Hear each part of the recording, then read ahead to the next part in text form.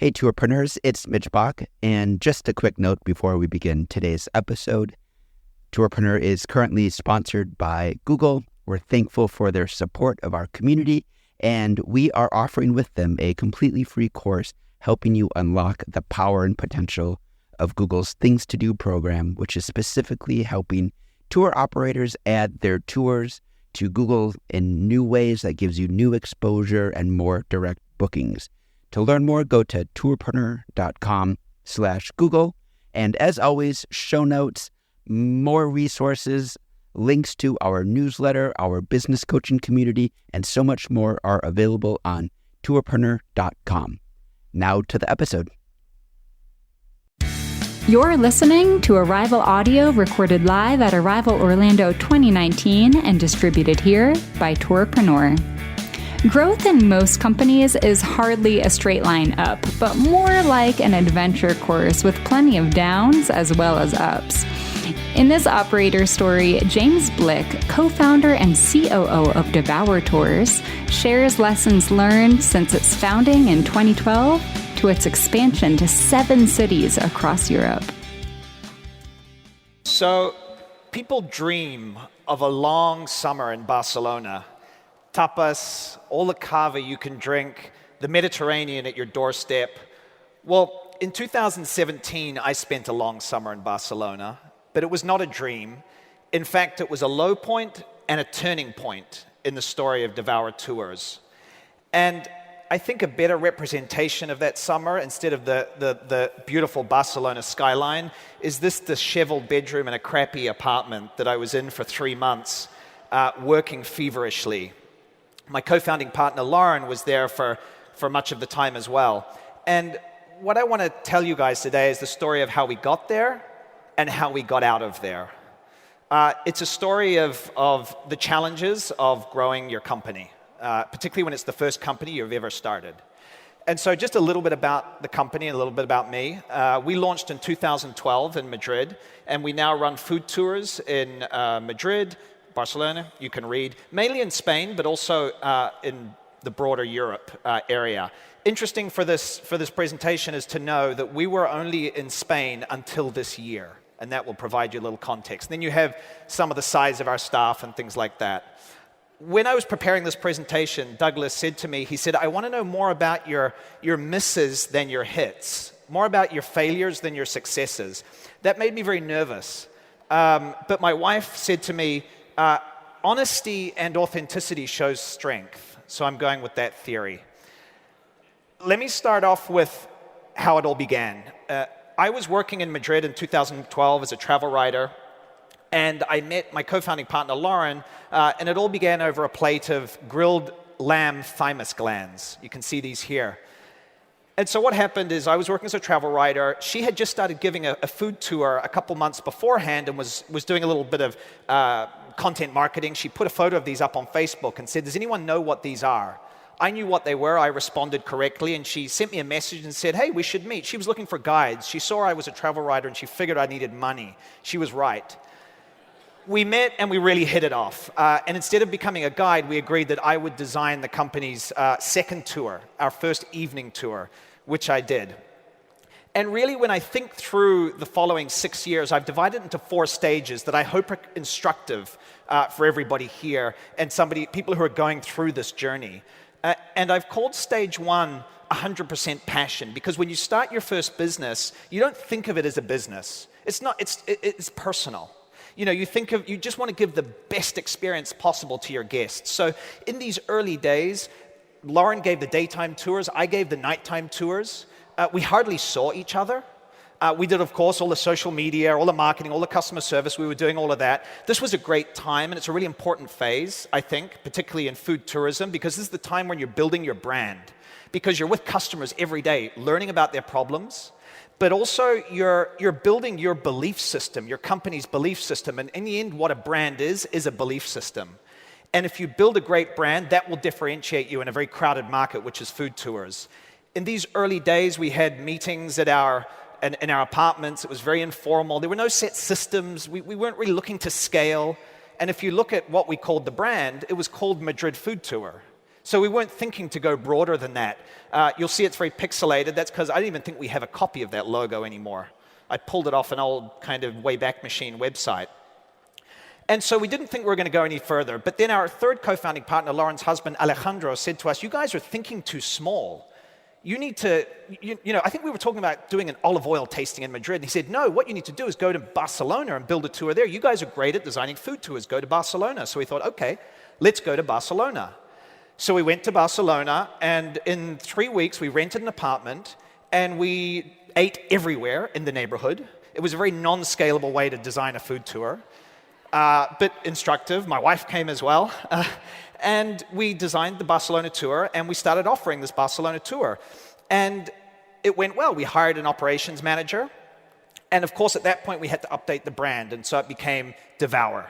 Devour Madrid, Devour Barcelona. And the key to the success of this period is really that it's all about passion. It's about giving great experiences. It's about speed. We were operating very, very quickly. We were changing things from one day to the next. It's about hybrid roles. Lauren and I were doing a bit of everything. I think at some point I was called the field director, whatever that means. And at this point, there's little in the way of misses. I'm sorry, Douglas, but Douglas, you will like the next stage, which is passion-led growth, because this has plenty of misses. This is where what you do, in my opinion, I left the dates off, I made a mistake. This is 2016 and 17. This is where you leverage your passion to scale your company, but you don't balance it with all the skills and systems that you need to bring in as you're building your company, as there's more people on your team. So in Madrid, Barcelona, we add Seville. And at this point, we're thinking that maybe what we are is actually like an unofficial tourism board of Spain. And so we add Malaga as well. And then we have this great idea that we shouldn't just promote destinations, we should sell Spanish wine, because we love Spain and we're promoting Spain. So in our office, and this is where people are coming in where we're working, we thought we'll sell the wine when they come in. Looking back, it seems insane. And we kept on going. And by the beginning of 2017, we were in 8 destinations in Spain. We'd gone really deep into the country. And at this point, you have to be very careful of complexity in your business. We didn't realize that at this point. So we've got about 15 staff, 8 cities, and at this point, that Barcelona operations manager that we hired in 2014 decides to move back to the States. So we have to hire. Now, at this point, we don't have set recruiting systems as such. You're hiring on gut, you're hiring on instinct. You're cherry-picking interview questions from blogs, and you're like, oh, that looks like a good one, I'll ask that. And that's how you're running your whole hiring system. And so we hired a person in Barcelona, and I got the feeling after about a month, I don't know if this is going to work. Not sure if this is going to work out. And so the problem is also, as well as having not good recruiting systems, we don't have good onboarding, good training, good leadership systems. Again, it's on gut, and you don't even know what really leadership is. And so with a wobbly hire, you don't really have a good chance of making that work either. So I decided to let this person go. So I moved back to Barcelona. We're back in that room, and I fired her. I don't think she was right for the role, but nor did I have a good way of making a good shot of it. And this meant I had to take over the operations of Barcelona. We're in summer 2017 now, and it was a very hard summer. Lauren came as well. We're working there, and we're feverishly trying to get things going. We're hiring, we're training guides, we're looking to hire a new operations manager. You're trying to stabilize this thing, and it's at this point that you realize something's not working. Something's changed. All those things that we needed at the beginning, the passion, the speed, the hybrid roles, they don't really work anymore. The speed, we redesigned some tours about this point, and we moved too quickly, and we caused whiplash to the guides and the vendors, and we lost some trust. The hybrid roles, I think Lauren and I at this point were both called managing director. What provided flexibility in that first stage, now it's confusing for your team. And we're in Barcelona in the weeds, and in Madrid, our team in Madrid is now remote to us who are in Barcelona, and they're feeling ignored and unled. And at this point, we have certain tours that are passion projects. We didn't realize it back then, but they don't have a strong business case behind them. They're great tours, but they don't have a strong business case. And some of these cities that we've launched in Spain, they're not growing like the first 3. Something's not working. And it was exhausting. We were running on adrenaline. We were tired. I remember my wife came to visit to have dinner, and I fell asleep at dinner. Your team is tired when you're running like this as well. But it's the only way you know how to operate because you're an entrepreneur. Ironically, we went then in fall 2017, actually went to the first ARIVAL conference. We went also to the Global Food Tourism Conference in Montreal, and we won the award for growth, which is ironic given the presentation I'm giving today, and ironic with what we were about to do in the company in 2018. And what's interesting is at this point in a business is where I think a lot of entrepreneurs have to make a choice. You're either going to get out or you're going to figure it out. And both are valid options. The get out one is you just go, I didn't get into this for this. It's gotten too big for me. Do you like what you hear on this podcast? If so, join us at an upcoming ARIVAL event to hear from the brightest minds in travel, get hands-on learning to help advance your tour, activity, or attraction business, and partake in the best networking ever. Head to arivalevent.com to register and to learn more. So the get out is you sell it or you close it down. The figure it out is that you bring someone on maybe to run it for you or with you, or you learn how to run a company at scale. And you learn those things they don't teach you in school and they don't teach you when you first had that great idea for this tour. And so we went into stage 3, which is 1 year of change. That was last year. And change is hard and change is slow. And the thing about change is that as an entrepreneur, you want to go fast. You want to move fast. But once you have 15, 20 people on your team, you're no longer a speedboat. You're now a ship. And you can only go through change at the speed your team is comfortable with, not the speed that you are comfortable with. So what do? We put in place systems. I became COO. Lauren became CEO. We set up recruiting, leadership, training systems. We figured out the clarity and the structure of the company. People knew what they were doing, put in director-level positions. We also looked at those tours that were passion projects and said, is there a business case here? Because as great as those tours were, they're no good to anyone if they bring the company down around it. At this point, also, our vision shifted. People were asking us, our clients were saying, hey, we'd love to do your tour in Paris or Rome. Are you guys in Lisbon yet? And we'd always thought that our secret weapon was the fact that we were Spain experts. But what we started to realize is no, our secret weapon is that we have learned, we believe, how to build great food tours and train guides. And so we can pair, we can combine, we can match up with people in other cities who are local experts, and that's how we can grow Devour. But if we were going to do that, we had to get our house in order. And so we closed down some of those cities. We cut them in half. We closed 4 cities. We started 2018 with 8 cities. We ended it with 4. And what we did then is we moved into this next stage, which we're currently in. It's obviously a work in progress. Passion-supported growth. This is where you still have passion, but you're not using it to blindly grow your company. You're building into that passion the skills and the lessons and the systems that you need to scale a company. And this is all with hindsight, by the way. I had no idea a year ago, even a lot of this stuff. And so at the beginning of 2019, we had our first team summit. We brought everyone together in Seville. We ate, drank, we celebrated. We dyed our tongues blue to see who was a super taster. It's a fun game. If anyone wants to know about it, I'll tell you guys later. I found out earlier the only photo of me in this presentation is wearing the exact same shirt as I'm wearing today, which is a little embarrassing. I have other clothes. And it was incredible. We gave presentations here, and we could feel the passion in the room, but something had changed. By going through change, people now had more forethought. They slowed things down. Change, this period, this passion-supported growth looks and feels slower, but it's faster. It's the old adage, you got to slow down to speed up. And in spring this year, we opened in 3 new cities outside of Spain. Rome, Paris, and Lisbon. I'll tell you what, it felt a lot easier to do that than it had been to go to Barcelona for a summer, because we'd set up the system around it. And this wouldn't have been possible a year ago. The other thing that wasn't possible a year ago, I wasn't supposed to be on this stage. My co-founding partner, Lauren, was supposed to be here. And 9 months ago, she said to me, do you mind speaking at ARIVAL? And I said, why? Why aren't you going to go? She said, because I'm pregnant with twins. So another thing that wouldn't have been possible a year ago is for Lauren to go on maternity leave, for a leader in the company to step out, and for it not to kind of, not collapse, it would have kept going, but to feel like a massive thing. We are still scaling. We're going to open new cities next year, and the CEO is on maternity leave. And that's what is possible when you move into this new stage, where you balance your passion with these skills. And I wouldn't have thought this was possible, a year ago, and it wouldn't have been. So it's a pretty exciting place to be. So I'm the only person from Devour here. And I know I've whizzed through this pretty quickly. So if anyone has any questions, if you see me at the bar and you're earlier in your journey, come up and say hi. And I would love to talk about kind of where you're at. And because I've found it really interesting to go through this journey and to go through my iPhoto and try and figure out where am I at, to construct the past and learn about it.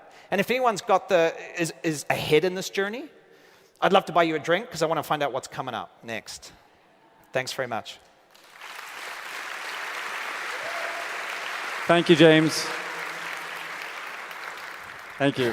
No, that was great. One of the challenges I hear from a lot of the companies that I speak to, and actually frankly at Arrival we go through the same thing. We're looking at, okay, when can we afford to hire? Can we add one more role this year? Do we have this in the budget? Can we justify it? So when do you think about, okay, bringing this staff member on full time? When do I bring kind of marketing full time versus just using someone kind of on the side?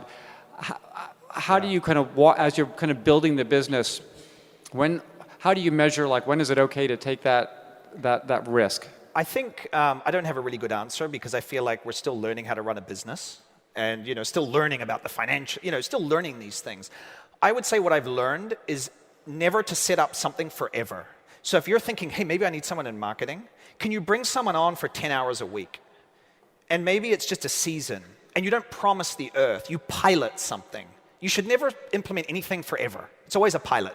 You see how it goes, because then people get less scared because like, oh my God, we're going to do this new thing and it's going to create a lot of work for me. But if you say it's just 3 months, we're going to see how it goes, then there's an end point. So I think if you say we're going to try this, or maybe someone's doing customer service. 4 years ago, we had customer service / marketing people. So maybe they can do 10 hours. And you just kind of see, and you don't promise anything, and then you can see and measure, is it having an impact? But you haven't made this big investment. I think that's how we've done it. Something else I see in so many companies that are here is, it starts with, like you said, it starts with a passion. I want to do this thing. I'm passionate about being on the water. I'm passionate about this destination or about the food in destination. But, at some point, you have to let go of the passion, right? You can't scale a business and guide all of your own tours, right? And taste every meal and check every single guide. What was how do you kind of personally, how did you kind of grow through that process, you and Lauren both, of letting go? Was it easy for you? Was it hard for you? I love guiding. I mean, I have a YouTube channel that allows me to keep guiding, but I also love running a company. I love people. I love leading people. I love strategy. So I think what you have to do, I mean, something I wanted to say but it didn't say is that in that point when we were in Montreal, as well as winning that award, we met some business advisors that we've worked with ever since, some coaches, and that's been huge. And if you have the budget, if you're at that point where you're exhausted and you're like, oh my God, how do I get this working? And you're seeing people who are going on maternity leave in their business, like how does that happen? If you have the budget, I think coaching is a great idea. And I think what I learned is I learned to love the next stage. I love guiding and things like that, but I love running a business as well. And so I think for some people, maybe they don't love that. But that's why you can get out or figure it out. And one of the figuring it out is like bring someone in to run your business maybe. Maybe you can keep being a guide. That's possible. There's a lot of ways to do it. You don't have to become the CEO of a big company. 5 years from now, how many markets is Devour Tours in? Oh, man. Are you recording this? No. I have no idea. Probably, scale is easier when you have your stuff. I was going to say, when you have your shit together, scale is easier. Do you need to have a 5-year plan or a 2-year plan? We have a 5-year plan, but we also have a 2-year plan, and you've got to work backwards. These are not professional decisions. These are personal decisions. What do you want your life to look like in 5 years? And then make your company work to that and then build back. I don't know how many tours we would love to be. We'd love to be doing a lot more people than we are, and then we'll figure out the number of cities we need to feed that. But I have no idea. 5 years ago, I was guiding tours, so I really don't know. But I can see, one thing is when you get to this point in the business, you can start to see the simplicity of the business. When I was in Barcelona, this was the most complex business in the world. But now I can see it with simplicity. And I think when you get that, you go like, okay, we can add more cities, and that's very doable. So yeah, we'll keep growing. We'll keep adding. We're currently recruiting for Florence and London, so that's for spring. But I think you have to figure out what you want in your life and then get your business to match that and then just work back. 4 year, 3 year, 2 year, 1 year. Okay, well, I have a long list of questions, but I'm going to have to leave them for the bar. So, ladies and gentlemen, James Blick. Are you interested in being a part of the Arrival community of tours, activities, attractions, events, and experiences? Then join us at one of our events in the US, Europe, or Asia Pacific. Head to arrivalevent.com to learn more.